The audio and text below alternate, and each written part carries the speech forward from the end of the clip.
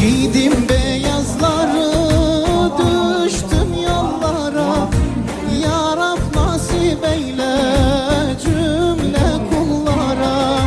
Nice aşıkların gönlünde yara. Ne güzeldir ya Rab Kabe yolları. Nice aşıkların gönlünde yara. Ne güzeldir ya Rab Kabe yolları. Başlar bu mulu gözlerden süzülür yaşlar. Öyle bir hasret ki bitmeden başlar. Ne güzeldir ya Rab Kabe yolları. Yaklaştıkça Kabe'm.